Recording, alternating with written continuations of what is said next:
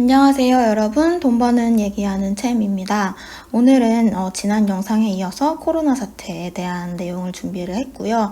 지난 영상에서는 좀 기본적인 설명 내용을 전달을 드렸고, 오늘은 2008년 금융위기 시절과 비교를 해보는 영상을 준비했습니다. 화면상에 나오는 이제 모든 자료들은 리서치 페이퍼나 뉴스들을 참고를 해서 캡처를 해온 내용이고요. 우선 2008년 금융위기 사태가 어떤 식으로 흘러갔는지부터 얘기를 해보도록 할게요. 일단 2008년 금융위기라고 우리가 얘기를 하지만 구체적으로 서브프라임 모기지 사태라는 말을 합니다. 이 모기지라는 건 여러분이 집 살 때 은행에서 대출받는 주택담보대출이라고 생각하시면 돼요. 그래서 제가 보여드렸었던 이 경제 시스템을 구성하는 요소 중에서 은행이 가게에 돈을 빌려준 모기지와 관련해서 문제가 벌어진 건데, 이 모기지 자체가 문제가 아니라 부실한 모기지, 신용등급도 좋지 않고 담보도 괜찮지 않은 그런 서브프라임 등급의 모기지에서 문제가 터진 거예요. 그래서 2008년 사태를 좀 시계열 순으로 살펴보면 사실 2008년부터 해서 2009년까지 이런 식으로 이게 S&P 500 지수 흐름이거든요. 보시면 쭉 하락하는 모습을 보이면서 그 사이에 이제 있었던 주요 이벤트들과 정책들을 표시해 놓은 차트인데, 이미 2007년 이제 중반부터 모기지 대출 회사가 망하는 거나 S&P 500 같은 경우가 지금 신용도 낮은 사람들의 대출 너무 많이 했다, 이런 식으로 경고도 했었고, 심지어 이제 우리나라 연구소에서도 서프라임 모기지 부실이 침체를 이어줄 수 있으니까 조심해야 된다, 이런 내용들을 얘기를 했었어요. 근데 사실 2007년 같은 경우는 이 시계열상에서 이 구간이거든요. 보시면 금융시장이 아직까지는 견조한 움직임을 보였었고, 이제 이런 모기지 관련 이슈에 대해서 금리 인하를 한다던가 유동성을 공급한다던가 하는 방식으로 대응을 하고 있었습니다. 근데 이제 문제가 터지기 시작한 게 2008년 중반인데, 넘어가서 보시면 이제 6월에 신용평가사에서 주요 은행 신용등급을 하향을 했어요. 우리가 문제가 됐던 게 모기지, 서프라임 모기지라고 말씀을 드렸었는데, 이제 이걸 기반으로 한 이런 파생 상품들, 다양한 상품들이 이제 은행이나 금융기관들에서 거래를 하고 있었는데, 신용평가사가 보니까 이거 약간 느낌이 이상한 거죠. 그래서 얘네 위험하다, 이 모기지 관련된 상품을 갖고 있는 은행들이 위험할 수 있겠다라는 시그널을 준 거다라고 생각을 하시면 됩니다. 그래서 그때 이후로 이제 주가도 하락을 하고 시장 상황이 좀 급격하게 안 좋아졌는데, 불과 3개월 만에 이제 9월에 여러분도 이름 들어보셨을 거예요. 리만 브라더스가 파산 신청을 했고, 이후에 시티그룹, 그리고 12월에는 이제 미국의 자동차 회사들, 이런 회사들도 우리 힘들어요 라고 손을 드니까 이제 정부에서 나서서 제가 지난 시간에 말씀드렸던 재정정책이나 통화정책을 사용하게 되는데, 이제 처음에 금리 인하로 대응을 하다가 나중에는 QE라고 해서 돈을 찍어서 직접 이 부실한 모기지를 사주고 국채를 사주고 이런 식의 대응을 펼치고, 재정정책 측면에서도 2009년 2월에 오바마가 경제부양 법안에 서명을 했고요. 그리고 모기지 대책을 발표하는 이런 식의 집중된 재정정책을 펼치게 되죠. 문제가 있는 부분에 거의 마약성 진통제를 투여하는 이런 식의 정책을 펼치게 됩니다. 그래서 이런 정책들이 나오고 2009년 3월에 지수는 바닥을 다지고 반등을 하는 모습을 그렸었어요. 그러면 이제 2008년 금융위기 때는 이런 식의 흐름을 보였었는데, 지금 상황은 어떤지를 이제 한번 얘기를 해볼 건데요. 사실 코로나로 이 모든 사태가 시작되긴 했지만, 최근에 시장에서 굉장히 우려하고 있는 부분은 이제 회사채 시장입니다. 회사채라는 거는 아까 앞에서는 은행과 가게 사이의 모기지에서 문제가 발생을 했다면, 이번에는 기업이 은행에서 빌린 돈이 문제가 되고 있는 거죠. 그래서 이 부분을 기업부채, 회사채라고 얘기를 하는데, 이 회사채 모두에서 문제가 생긴 건 아니에요. 앞에서 얘기 드렸지만 모기지도 전체가 아니라 서브프라임이라는 부실한 등급에 대해서 문제가 생겼던 건데, 기업부채, 회사채도 마찬가지로 이 중에서 좀 부실한 회사들이 빌렸던 아래 개념부터 좀 얘기를 해보면요. 이 고위험 부채에서 문제가 생기지 않을까라고 우려를 하고 있는 겁니다. 이 신용등급이 낮은 애들이 어떤 방식으로 자금을 조달했냐면요. 첫 번째로 레버리지론 이라는 방식이 있고 두 번째로 하이힐드 채권으로 구분이 됩니다. 이 레버리지론과 하이힐드 채권에 대한 정의는 제가 여기 밑에 좀 캡처를 해서 가지고 왔는데 가장 큰 차이는 레버리지론은 짧은 만기가 특징이고요. 목적이 인수합병이나 차입 매수라고 되어 있어요. 이 말은 뭐냐면 기업이 채권 시장에서 돈을 빌려서 신용등급이 안 좋은 애들도 돈을 빌려서 이 돈으로 인수합병 다른 회사를 산다라는 거예요. 즉 채권 시장에서 돈을 빼가지고 주식 시장으로 지금 자금이 흘러 들어가 있다라는 걸 확인을 할 수 있고, 두 번째로 이제 하이힐드 채권 같은 경우는 의미가 신용 등급에 따라서 이 신용평가사들이 뭐 너는 A등급이야 B등급이야 이런 식으로 평가를 하게 되는데, 이 중에서 정상채권 이 회사는 괜찮아 라고 평가를 받는 기준이 있고요. 그리고 그 아래에 있는 부실채권 등급이 있는데 이 사이에 여기 보시면 BB 플러스라는 등급이 위치합니다. 그래서 하이힐드 채권은 이 BB 플러스 등급 이하의 채권을 말해요.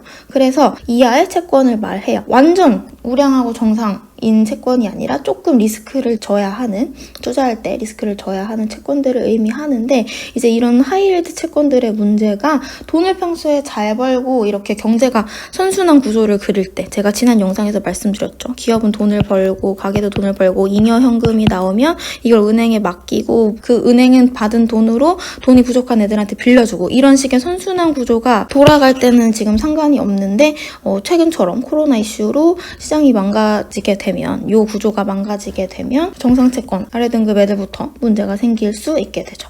그래서 이런 식의 고위험 부채 시장에 대한, 기업이 빌린 고위험 부채 시장에 대한 우려가 높아지고 있는 상황인데, 실제로 왼쪽 아래 차트를 보시면 2008년 금융위기 전에는 가계부채, 모기지가 급격하게 늘어난 걸 보실 수 있고, 지금 최근에는 여기 보시면 기업부채가 많이 올라오고 있는 걸 보실 수가 있어요. 참고로 이 자료가 2018년도 말 기준으로 지금 작성이 된 그래프이기 때문에 최근 수치는 조금 더 올라와 있을 수 있습니다. 그래서 사실 2019년 4월, 10월부터 이거 서브프라임처럼 될 문제가 생길 수 있겠는데 라고 이런 기사들이 나왔었고, 이 레버리지론과 그리고 CLO라고 제가 뒤에 조금 더 설명을 드릴 텐데, 이 레버리지론을 또 쪼개서 만들어낸 상품이 있어요. 마치 이제 2008년 금융위기 때 모기지를 기반으로 한 MBS가 문제가 컸었던 것처럼 레버리지론도 이걸 기반으로 한 CLO가 많이 발행되어 있는 상태고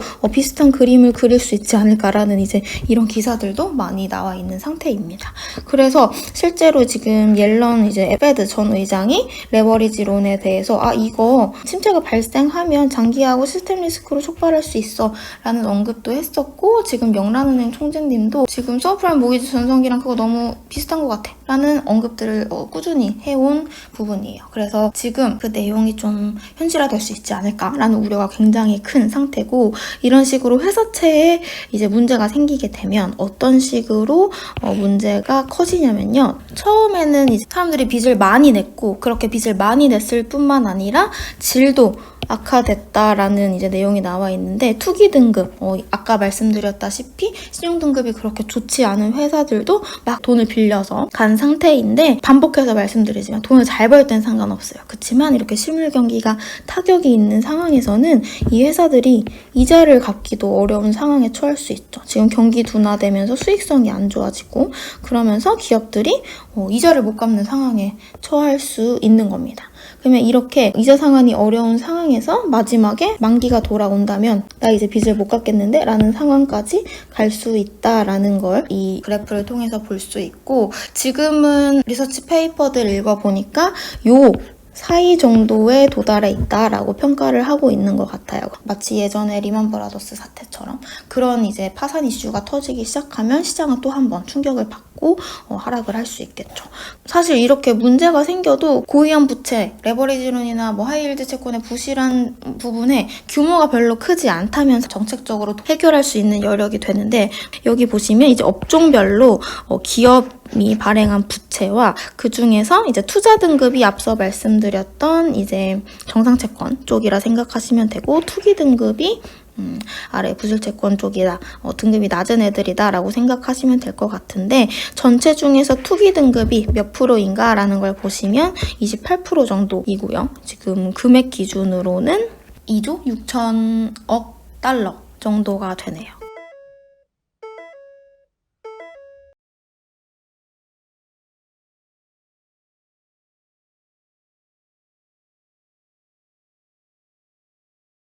그리고 제가 아까 앞에서 MBS처럼 레버리지론을 기반으로 발행한 CLO 혹은 뱅크론 펀드 같은 상품이 문제가 될 수 있다라고 말씀을 드렸는데, 이 CLO 같은 경우는 기업이 은행으로부터 돈을 받고 이 증표로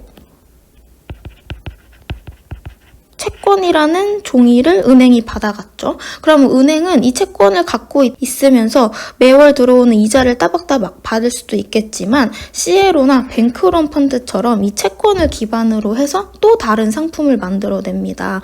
이 채권이 여러 개가 있을 거 아니에요.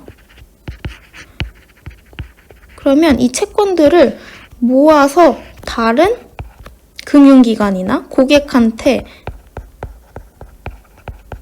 파는 구조가 되는 건데, 고객 입장에서는 이 기업이 망하지만 않는다면 이자가 따박따박 들어오고요. 그래서 이런 상품들, 기업 부채, 레버리지론을 기반으로 해서 이런 식으로 추가적인 상품들이 많이 나와 있는 상태이기 때문에, 기업이 여기서 나 돈 못 갚겠어, 이자도 못 갚겠어 라는 문제가 생긴다면 요 채권들의 문제가 생기는 거고, 은행뿐만 아니라 이 상품들에 투자했던 고객이나 다른 금융기관에까지 문제가 번질 수 있는 거죠. 또 하나 눈에 띄는 현상이 나타나고 있어요. 이런 식으로 리스크가 너무 커지니까 원래는 주식, 채권, 원자재 이런 다양한 자산군이 있고, 일반적으로는 주식과 채권은 반대로 움직이는 그림을 그리고, 원자재 중에서도 금은 안전자산이라고 치부를 받아서 채권 중에서 여긴 국채, 미국 국채를 말합니다. 이런 식의 움직임을 보였었는데, 최근 이 자산 간의 상관관계가 깨지는 모습이 나타나고 있어요. 지금 사람들이 너무 다 주식 그리고 회사채 시장 이런 자산들이 불안하고, 금도 최근에는 가격이 오르는 게 아니라 빠지는 모습들이 나타났죠. 그러면서 이럴 때는 현금이 최고구나, 현금 중에서도 우리나라 원화 이런 거 말고요, 달러가 최고구나 라는 생각이 들어서 모든 자산들이 하락하고 홀로 달러가 상승하는 그런 모습들이 나타나고 있는데요. 여기 아래 보시면 공포가 심화되면 채권, 금보다 달러화가 선호된다 라는 말이 이 말이죠. 이 말을 전문적인 용어로 유동성 회수 현상이라고 표현을 했는데, 지금 실제로 이런 유동성 회수 현상이 나타나고 있고, 두 번째로 이제 2008년 때를 보면은 헤지펀드들 같은 경우에는 엄청나게 레버리지를 땡겨서 투자를 하는 구조이거든요. 근데 이럴 때 지금 시장 상황이 좋지 않으니까 이 헤지펀드에 투자했던, 사모펀드에 투자했던 투자자들이 돈을 달라라고 요구를 하면, 이런 기관 투자들은 투자금 뽑아달라고 하면 갖고 있는 자산을 팔아서, 투자했던 주식, 채권 이런 것들 팔아서 현금화 시켜서 돈을 돌려줘야겠죠. 그래서 이런 식으로 투자금 회수 요청이 들어오면 이 회사들이 갖고 있는 자산을 팔아서 주식, 채권 이런 자산들 가격을 떨어뜨리게 되고, 이렇게 시장이 하락하니까 또 다른 투자자들이 투자금 회수해달라고 요청하고 팔면 또 가격이 떨어지고, 이런 식의 악순환 구조를 계속 그리게 되어 있어요. 그래서 최근에도 시장 급락을 두고, 이건 제가 플레인 바닐라라는 이제 업체 블로그에서 갖고 온 내용인데, 이제 이 부분 같은 경우는 좀 썰이긴 합니다. 그래서 브릿지워터라고 여러분들 아실 거예요. 레이달리오로 유명한 회사인데, 이제 그 회사의 펀드들이 이제 사우디아라비아 중동 머니를 많이 받아놓은 상태였는데, 얘네가 지금 환매 돈 달라라고 해서 현금화를 시켰고, 그걸로 인해서 이제 시장이 더 하락을 했다, 하락폭을 키웠다라는 지금 썰이 돌았고, 아래 보면 이제 헤지펀드들도 다 성과가 좋지 않아서 그러면 한내가 물렸을 수 있다라는 이제 내용들이 정리가 되어 있었습니다. 이제 이 부분은 썰이긴 하지만 충분히 좀 가능성이 있는 얘기이기 때문에, 이런 식의 이제 환매가 이어질수록 주식시장 하락폭은 커질 수 있기 때문에, 여러분들이 이런 정책적인 시장 거시적인 내용도 중요하지만 이런 매매에 관련된 헤지펀드 동향들에 대해서도 한번 모니터링을 해보시면 좋을 것 같고요. 근데 하지만 이제 이쪽은 좀 정보가 많이 제한적이기 때문에 이제 이런 얘기도 있었다라는 내용을 보여드렸습니다. 보였습니다. 그래서 앞서 말씀드렸던 이 유동성 회수 현상, 달러를 제외한 모든 자산이 하락하는 그림 같은 경우에 제가 실제로 엑셀로 여러 이제 자산들 자료를 받아가지고 계산을 해봤는데, 이게 지금 미국 국채 10년물, 2년물, 다우지수, 나스닥 지수, 얘는 원달러 환율이고요. 금 가격인데 일간 기준으로 해서 수익률을 쭉 뽑아봤어요. 보시면은 지금 3월 11일에 채권, 주식시장, 금 모두 하락하고 달러만, 이건 원달러 환율 기준이라서 조금 일반적인 생각과 다를 수는 있지만 1%대 상승하는 모습을 보여줬었는데, 이제 2008년 금융위기 때 보시면 5월부터 해서 쭉 이런 식으로 모든 자산이 하락하고 달러로 수요가 집중되는 모습을 볼 수 있는데, 지금 원달러 환율이 1%대 상승을 했잖아요. 근데 이때 2008년 때도 보시면 다른 자산들 낙폭은 지금보다 그렇게 크지는 않은데, 이후에 이때 9월쯤 리만 브라더스 파산하면서 좀 더 상황이 심각해지고 주식시장도 2차 폭락을 했었는데, 이런 식으로 주식시장 낙폭이 커지고 원달러 환율이 3에서 5% 정도 상승하는 그림들이 추후에 이어져서 나왔어요. 개인적으로는 지금 현재 상황이 이 정도 상황까지 와 있는 거고, 이제 리만 브라더스 파산처럼 어떤 기업들이 정말로 흔들리기 시작했다라는 뉴스가 나오고 달러로 자금이 집중되는 형상이 나타나면 그때의 정책에 따라서 시장의 향후 흐름이 결정이 될 수 있다라고 생각을 하는 편입니다.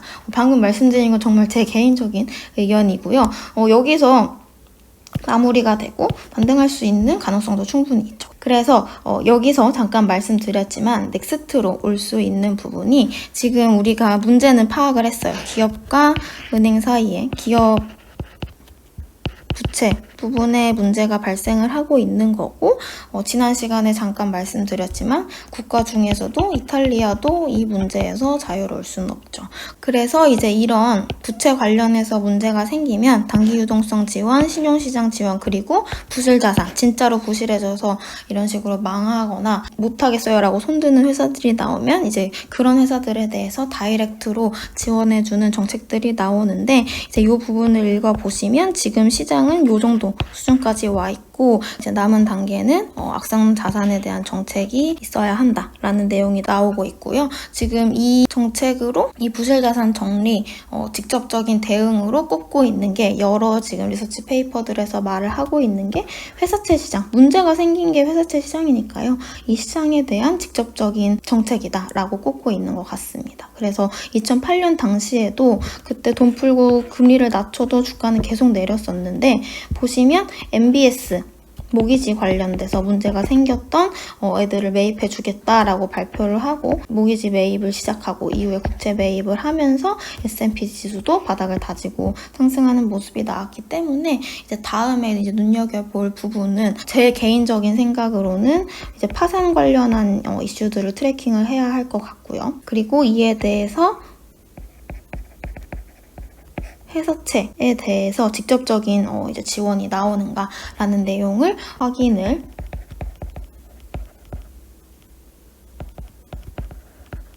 실적 완화 부분에서 정책이 나오는지를 모니터링하면 좋을 것 같습니다. 마지막으로 제가 보고 있는 지표들을 좀 말씀을 드리면, 사실 지표라고 할 건 없지만 일단 이 사태가 발발된 요인인 코로나 추이를 안 볼 수 없어요. 지금 코로나 때문에 기업이랑 가게라는 실물 부분이 완전 망가졌기 때문에 이 차트가 굉장히 흥미로웠는데, 코로나 확산 추이를 보시면 처음부터 해서 확산 진정 시기가 25일에서 30일 정도이고, 지금 중국이 이런 흐름을 보였었고, 우리나라는 굉장히 그래도 빨리 정리가 된 편이죠. 이 중에서도 이제 이탈리아와 미국을 전 눈여겨봐야 한다라고 생각을 하는 편이고, 회사채 스프레드를 확인을 하고 있습니다. 지금 위험이 거의 없는 채권 대비해서 해당 신용등급을 받고 있는 회사채가 얼마나 금리가 더 높냐라는 걸 나타낸 거예요. 이 회사채 스프레드가 커질수록 해당 등급의 회사채 가격이 낮아지고 기업들이 돈을 빌리기가 힘들어지는 개념이다라고 생각을 하시면 되는데, 지금 B등급 기준으로 해서 레버리지론의 80%가 B등급입니다. B등급 기준으로 해서 회사채 스프레드가 이 정도까지 올라와 있는 상태이고요. 그리고 아래 차트 같은 경우는 에너지와 그렇지 않은 에너지 제외한 업종별로 이번에는 회사채 스프레드를 나타낸 거예요. 얘는 등급 기준으로 나타낸 거고. 보시면은 에너지 같은 경우는 지금 유가 급락을 반영을 해서 2008년 이후 최대값을 뚫은 상태입니다. 그래서 회사채 스프레드가 좀 진정되는 모습을 보이는지를 확인을 해야 될 것 같고, 제가 지난 영상에서 잠깐 말씀드렸던 이제 이탈리아 같은 경우는 이제 요 부분이 될 텐데, 얘도 마찬가지로 지금 상황이 심상치 않으니까 국채 스프레드도 튀고 있어요. 그래서 지금 독일 대비해서 이탈리아가 상황이 안 좋을수록 이 금리 스프레드가 올라간다라고 생각을 하시면 되는데, 이탈리아는 굉장히 가파르게 상승해 있는 상태입니다. 추가적으로는 저는 이 자산시장 흐름이 가장 정직하다라고 생각해서 각 자산의 일별 수익률을 이런 식으로 트래킹을 하고 있습니다. 그래서 오늘은 좀 저번 영상보다는 조금 더 깊은 내용을 다뤄봤는데요. 최대한 그래도 쉬운게 설명드리려고 했는데 잘 전달이 됐을지 모르겠습니다. 오늘 그래서 준비한 부분은 여기까지고요. 다음에도 좋은 컨텐츠로 찾아오겠습니다.